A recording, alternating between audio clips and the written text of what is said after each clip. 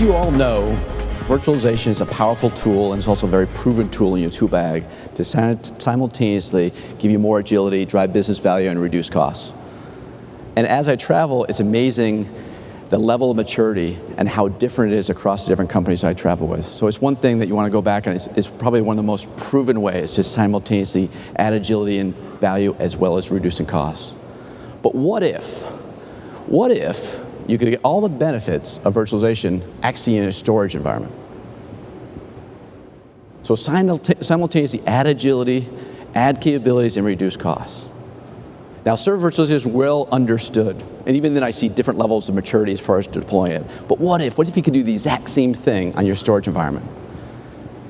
So imagine being able to look at your environment and put a thin layer across it and virtualize all your storage resources by any vendor you choose, but basically virtualize all your storage resources, pool them together and manage them as a pool, and then add a standard set, service catalog, a standard set of storage services across them. You get mobility of volumes across those heterogeneous arrays, just like in server virtualization. And also you get self-provisioning, we can provide to your end users and do it securely. Imagine that. Now we talk about these standardized storage services, this catalog of services, just like you have in virtualization for servers. Well, imagine having a catalog that, as far as for efficiency, you could add things across your entire infrastructure regardless of what vendor you purchase from or regardless of what generation that storage is. Provide uniformly, bring in storage virtualization, but do thin provisioning across it. Claim back all that storage that you deployed and for whatever reason wasn't used. And it's remarkable what type of take-back you get. We see up to 50% reclamation. Also doing the same in concert with that, going after the data itself and do real-time compression. And actually on your active data, the VMware, your Oracle, your SQL, as data is growing, you can use real-time compression without having application performance degradation. Only a company that can do that is IBM. And then add to it things like flash. You can do all flash, but you can also do flash caching, just to increase the performance across all the different arrays.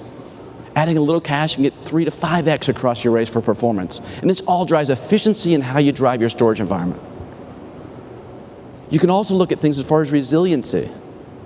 Imagine across all your storage devices doing one common availability, right? So replication, enterprise replication, synchronous and asynchronous replication across your enterprise, across your different vendors, and different models and makes. You can also do things like application-aware copies. So you almost have zero downtime as far as backup recovery. And if you do the right way, you can actually automate and actually practice your DR recoveries and not wait for issues on weekends to test it out. Well, what if is here today? But don't listen to me. I'd like to bring up one of your peers, Marty Everett from Ricoh America, to talk about his experiences doing exactly this and how he transformed his environment. So can you please welcome Marty Everett from Ricoh.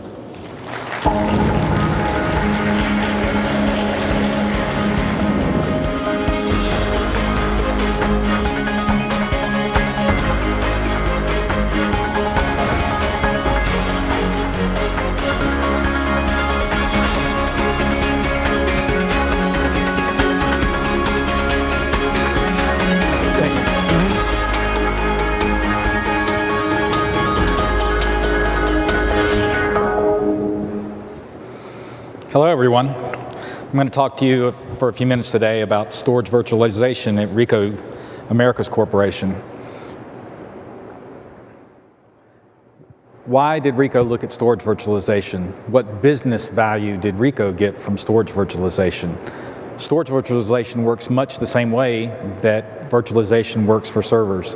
We wanted to manage more with fewer resources. We wanted to improve the utilization and efficiency that we got out of our storage environment. We wanted to increase the availability and flexibility we had out of our storage environment. And we wanted to decrease the deployment time that we had in our environment. We did a lot of storage, we have a lot of storage, and in the next few slides you'll see what we've been able to accomplish in our virtualized storage environment. So, does storage virtualization work for Ricoh? If you look real quick at our storage environment that we have about 2.5 petabytes of storage in our environment today.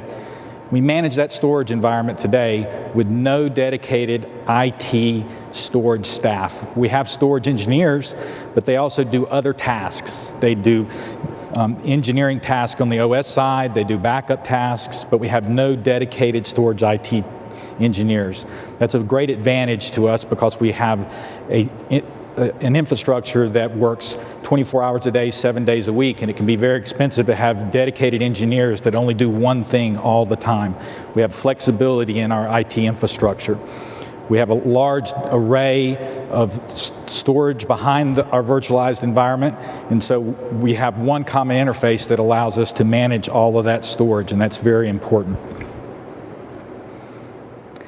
Inside our virtual environment, we take advantage of many capabilities of storage virtualization. We use thin provisioning, we use tiered storage.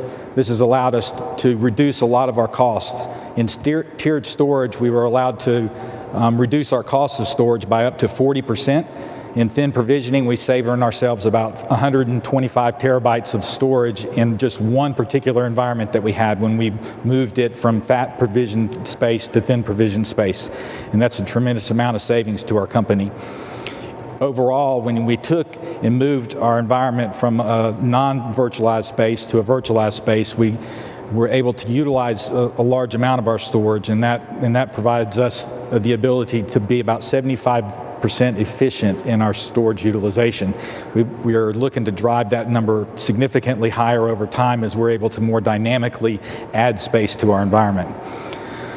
One of the great advantages that we have is we have a single pane of glass in order to manage not only our storage environment, but also monitor and look at performance in our environment. This allows us to save time when we're looking at how to look at issues in our environment, or in how to look at how we want to deploy new environments within the infrastructure at RICO. What other advantages did we see that we weren't particularly targeting when we deployed it originally is that we were able to use features of virtualization like flash copies to deploy new environments and create new reporting environments that greatly decreased our batch times. We were able to do things around flash copy that allowed us to create reporting environments that used to take us 5 hours down to 30 minutes.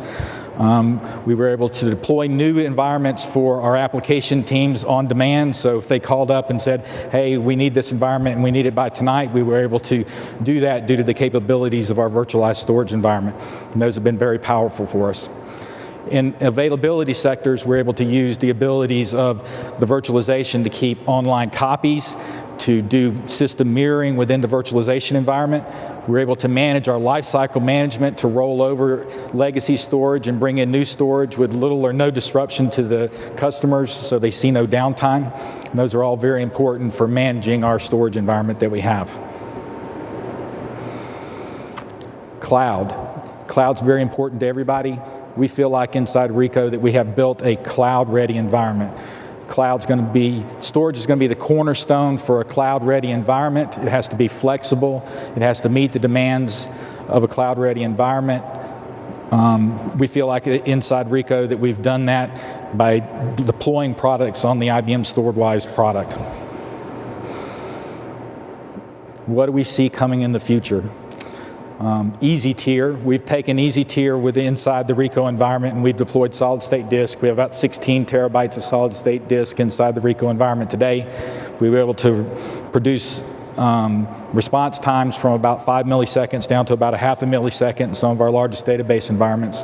We look forward to being able to continue the migration of environments into easy tier. We also love the fact that we're going to be able to take flash memory and also move that into our environment to even decrease that response time even greater and use that as disk caching. That's going to be awesome. We're going to be able to, we did some benchmarking on disk compression. We got some wonderful numbers when we were doing that in our beta environment, and we look forward to being able to deploy disk compression with real-time compression into SVC over the future. Looking further out into the horizons, I look forward to being able to unify not just block storage, but also taking block storage and file storage and merging those into the same management interface. Also, if I look even further out into the future and looking at cloud, I'd like to be able to take data and migrate data seamlessly from our internal cloud infrastructure to our external cloud infrastructure and back. I hope this gives you just a quick look at what we've been able to do with virtualization inside the Ricoh data center. Thank you, and have a nice day.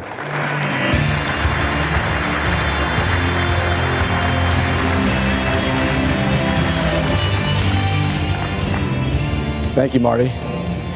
Is Marty's mic still live? So I guess this is dangerous. So Marty, I had a question for you.